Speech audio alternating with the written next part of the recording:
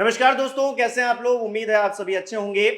क्या उपराष्ट्रपति चुनाव में नितिन गडकरी से पंगा लेना अमित शाह को महंगा पड़ने वाला है? क्योंकि एक तो नितिन गडकरी पहले खड़गे के हाथों में हाथ डालकर पहुंचे थे, वो तस्वीरें खूब वायरल हुई, खूब चर्चा हुई इसको लेकर, और अब एथेनॉल कांड को लेकर उन्होंने भरे मंच से चाणक्य को चुनौती दे दी है, एक तरह से टारगेट पर ले लिया है, और जो खुलासा किया है वो अपने आप में हैरान करने वाला है। प्रियंका मेरे साथ मौजूद हैं। प्रियंका, आखिरकार क्या है ये पूरा मामला, खुलासा क्या है, और जिस तरह से अमित शाह पर अब क्या नितिन गडकरी भारी पड़ते हुए दिखाई दे रहे हैं, क्या है पूरा मामला जो है वो शांत होने का नाम नहीं ले रहा है। हिमांशु, उपराष्ट्रपति चुनाव खत्म हो चुका है, लेकिन उपराष्ट्रपति चुनावों की जो सरगर्मियां हैं वो अभी भी निकलती हुई बयानों में साफ झलकती हुई नजर आ रही हैं। आपको बता दें, ताजा बयान नितिन गडकरी की तरफ से निकलकर सामने आया और नितिन गडकरी के इस बयान से साफ होता हुआ नजर आ रहा है कि गुजरात लॉबी को संघ के करीबी सांसदों ने सीधा संदेश दे दिया है। जैसा कि आप जानते हैं कि उपराष्ट्रपति चुनावों के ठीक पहले किस तरीके से गडकरी पर दबाव बनाया गया, खेल समझिए। पहले खबर ये निकलकर सामने आई कि गडकरी बागियों के सरदार बनेंगे और भारतीय जनता पार्टी के कई सांसद उपराष्ट्रपति चुनावों में क्रॉस वोटिंग करने वाले हैं। जैसे ये खबरें निकलकर सामने आई, गडकरी ने तेवर दिखाए, नितिन गडकरी ने सीक्रेट मीटिंग करना शुरू किया, अमित शाह ने कमान संभाल ली। अमित शाह के इशारे पर किस तरीके से एथेनॉल फ्यूल का जो केस है उसको उजागर करवाया गया, गोदी मीडिया ने भर भर कर खबरें चलाई, आप अच्छे से जानते हैं। फिलहाल सुप्रीम कोर्ट से ये याचिका खारिज हो चुकी है, लेकिन नितिन गडकरी हैं कि अब पीछे हटने के लिए तैयार नहीं है। नितिन गडकरी अब डायरेक्ट टक्कर लेते हुए नजर आ रहे हैं, क्योंकि उपराष्ट्रपति चुनावों की अगर बात की जाए हिमांशु, तो दबाव सिर्फ गडकरी पर नहीं बनाया गया, दबाव नायडू पर भी बनाया गया, और किस तरीके से उनके करीबी अनिल अंबानी पर छापेमारी करवाई गई ये हर कोई जानता है। तो चौतरफा पहले तो दबाव बनाया गया, अब इस दबाव का असर दिखाई दे रहा है। नितिन गडकरी की तरफ से बयान निकलकर सामने आया है। नितिन गडकरी ने भरे मंच से कह दिया है कि पैसे देकर मुझे राजनीतिक रूप से टारगेट किया गया। नितिन गडकरी ने क्या बयान दिया है, छोटा सा बयान अपने दर्शकों को सुना देते हैं, फिर इस चर्चा को आगे बढ़ाते हैं। अब जैसे आपकी इंडस्ट्री है वैसे हमारा पॉलिटिक्स भी है, तो ये सोशल मीडिया का जो कैंपेन था वो पेड कैंपेन था, वो अगेंस्ट इथेनॉल था और पॉलिटिकली टारगेट मुझे करने के लिए था। अब मैं जवाब दूं तो ये मीडिया वाले आपके कॉन्फ्रेंस को छोड़कर वही बातें कल छापेंगे। तो आप देख सकते हैं, नितिन गडकरी ने कह दिया है कि मुझे पॉलिटिकली टारगेट किया गया, पैसों को देकर खबरें चलवाई गई। अब पैसों को देकर कौन खबरें चलवा सकता है, कौन गोदी मीडिया को मैनेज करता है, ये आप अच्छे से जानते हैं। फिलहाल अब पूरा का पूरा खेल एक्सपोज होता हुआ नजर आ रहा है। नितिन गडकरी ने एक तरफ जहां कथित चाणक्य को सीधा हमला बोला है, वहीं दूसरी तरफ मैं आपको बता दूं, गडकरी उपराष्ट्रपति चुनावों के बाद से लगातार बयान देते हुए नजर आ रहे हैं। पहले जब 9 सितंबर को चुनाव संपन्न हुए तो 10 सितंबर को गडकरी बोले कि मैं समझौता करने वाला नहीं हूं और नागपुर से चौथी बार भी चुनाव जीत कर रहूंगा। खेल समझिए, ये वही गडकरी हैं जो कि कुछ ही महीनों पहले कह रहे थे कि चौथी बार एनडीए की सरकार आ जाए उसकी कोई गारंटी नहीं है, और अब कह रहे हैं कि मैं समझौता नहीं करता हूं, मैं तो नागपुर से जीतूंगा ही। इसी के साथ नितिन गडकरी ने और तल्ख तेवर दिखाए। जब एथेनॉल का केस निकलकर सामने आया और उसके बाद नितिन गडकरी के बागी होने की खबरें चलाई गई, तो गडकरी ने किसी और को नहीं चुना, मल्लिकार्जुन खड़गे को चुना। मल्लिकार्जुन खड़गे के साथ सदन में उपराष्ट्रपति चुनावों के बीच एंट्री मारी, और ये कोई एंट्री कोई संयोग नहीं है, बिल्कुल सोचा समझा प्रयोग है, क्योंकि ऐसा बिल्कुल भी नहीं था कि गडकरी आ रहे थे और खड़गे जी आ रहे थे, दोनों एक साथ में मिल गए तो दोनों ने हाथ मिला लिया।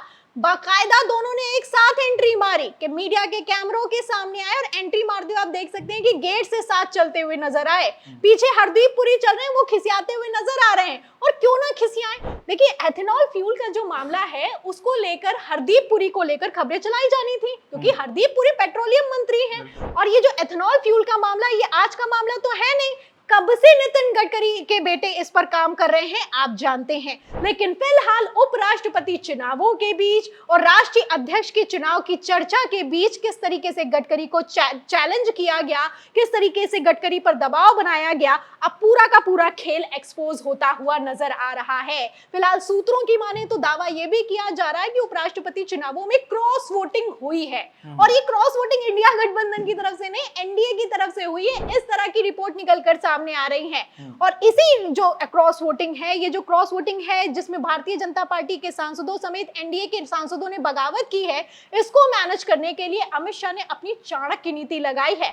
आप अच्छे से जानते हैं हिमांशु, किस तरीके से उपराष्ट्रपति चुनावों के ठीक 1 या 2 घंटे पहले जगन मोहन रेड्डी ने सीपी राधाकृष्णन को सपोर्ट दे दिया। वो जगन मोहन रेड्डी जो खुद जमानत पर बाहर हैं, उन पर किस तरीके से दबाव बनाया गया ये आप समझ सकते हैं। मतलब 11 वोट की कितनी जरूरत थी अमित शाह को, ये भी आप समझ सकते हैं। तो अमित शाह ने जो क्रॉस वोटिंग हुई है उन वोट्स को मैनेज करने के लिए पूरा तगड़ा खेल लगाया है। और इसी खेल को लेकर टीएमसी सांसद अभिषेक बनर्जी, उन्होंने तो खुलासा भी कर दिया। उन्होंने दावा किया है कि करोड़ों रुपए इधर से उधर ट्रांसफर हुए हैं। 15 से 20 करोड़ रुपए में सांसद खरीदे गए हैं विपक्षी।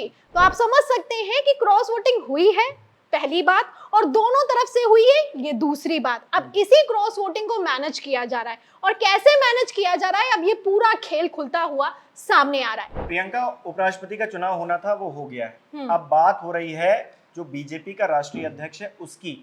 क्या बीजेपी का राष्ट्रीय अध्यक्ष अगर कोई दूसरा चुनकर आता है या संघ अपना दबाव बनाकर रखता है, वहां से चुनकर आता है, तो क्या मोदी जी के ऊपर जो है और प्रेशर आने वाला है, उनके इस्तीफे को लेकर और प्रेशर आने वाला है? प्रेशर में तो दिखाई दे रहे हैं प्रधानमंत्री नरेंद्र मोदी। जिस तरीके से उपराष्ट्रपति चुनावों की कार्यशाला को आयोजित किया गया और इस आयोजन में प्रधानमंत्री नरेंद्र मोदी सबसे बैकफुट पर नजर आए, सबसे पीछे की कुर्सी पर बैठे हुए नजर आए, तभी समझ में आ गया था कि बड़ा खेला हो गया है। उपराष्ट्रपति चुनावों की अगर बात की जाए तो इसको लेकर किस तरीके से एनडीए की मीटिंग को कैंसिल होने का दौर चला आप जानते हैं। अब प्रधानमंत्री नरेंद्र मोदी और गृह मंत्री अमित शाह दोनों को पता है कि एनडीए में तगड़ी दो फाड़ है। अब ये बहुमत की सरकार तो है नहीं, बहुमत की सरकार में किस तरीके से बीजेपी आला कमान ने अपनी मनमानी चलाई आप जानते हैं। लेकिन अब यहीं पर पेच फंस गया है। मानसून सत्र शुरू हुआ तो धनखड़ ने बगावत कर दी, जब बगावत हुई तो उनका इस्तीफा ले लिया गया। उसके बाद अभी तक ये लोग राष्ट्रीय अध्यक्ष नहीं चुन पा रहे हैं। राष्ट्रीय अध्यक्ष कहते हैं कभी जुलाई में चुना जाएगा, कभी सितंबर में चुना जाएगा, और फिर उसके बाद खबरें ये निकलकर सामने आई कि बिहार चुनावों तक जेपी नड्डा अपने पद पर बरकरार रहेंगे। अब जेपी नड्डा को हटाने के लिए संघ ने पूरी ताकत लगा रखी है। आपने जेपी नड्डा को बरकरार कर दिया। पहले कहा गया कि उपराष्ट्रपति चुनाव जब खत्म हो जाएगा तब राष्ट्रीय अध्यक्ष का चुनाव होगा, लेकिन ये भी अभी तक नहीं हो पाया। और दूसरा यहाँ पर मैं आपको बता दूं, जब राष्ट्रीय अध्यक्ष बदलेगा, इसको लेकर दावा ये किया जा रहा है, मैंने जब बात की है तो राजनीतिक विश्लेषकों ने ये दावा किया और खुलासा किया है कि अगर राष्ट्रीय अध्यक्ष बदला तो प्रधानमंत्री भी बदलेगा, क्योंकि 75 का होने पर किस तरीके से आपने मंत्री नेता, बड़े बड़े दिग्गज नेताओं को मार्गदर्शक मंडल में शामिल कर दिया है, ये किसी से छुपा हुआ नहीं है। तो फिलहाल क्रोनोलॉजी अगर यहाँ पर गौर की जाए तो नितिन गडकरी का बयान अपने आप में कोई छोटा बयान नहीं है, ये सोची समझी रणनीति के तहत दिया गया है, पहली बात। और दूसरा मैं आपको बता दूं हिमांशु, उपराष्ट्रपति चुनावों से पहले जिस तरीके से भागवत से लगातार मीटिंग पर मीटिंग हुई है, खेल समझ में आ गया है कि राष्ट्रीय अध्यक्ष को लेकर अब तगड़ा बवाल होने वाला है। वसुंधरा राजे, जिनको पर्ची थमाकर मुख्यमंत्री की कुर्सी से बाहर कर दिया गया, उन्होंने भी 20 मिनट की मोहन भागवत से मुलाकात की। शिवराज सिंह चौहान, जिनकी लाडली बहन योजना के दम पर आप चुनाव जीते, उनको भी बाहर कर दिया, उनकी भी मोहन भागवत से 45 मिनट की मुलाकात हुई है। और उसके बाद आप जानते हैं कि गडकरी किस तरीके से लॉबिंग करते हुए नजर आ रहे हैं। गडकरी ने तो सीधा संदेश दे दिया, और गडकरी ने जो संदेश दिया है ये गुजरात लॉबी के लिए खतरे की घंटी है, और हो सकता है कि धनखड़ का इस्तीफा मोदी के इस्तीफे की वजह बन जाए। हिमांशु, अब प्रियंका ने क्योंकि शिवराज सिंह चौहान का जिक्र किया, तो शिवराज सिंह चौहान एक बात और कह रहे हैं, एक देश एक चुनाव। लेकिन भारतीय जनता पार्टी वाले ही एक व्यक्ति एक पद का जो फॉर्मूला है वो कायम नहीं रख पा रहे हैं। नड्डा जी इतने दिनों से राष्ट्रीय अध्यक्ष के पद पर बने हुए हैं और अब तो उनको केंद्र में मंत्री भी बना दिया गया। तो अपने आप में भारतीय जनता पार्टी किस तरह से काम कर रही है ये हर कोई देख रहा है। आप इस पूरे सिनेरियो को किस तरह से देखते हैं, मुझे अपनी राय कमेंट करके जरूर बताइए। इस वीडियो को लाइक कीजिए, शेयर कीजिए, और हमारे चैनल को सब्सक्राइब नहीं किया है तो वो भी जरूर कीजिए।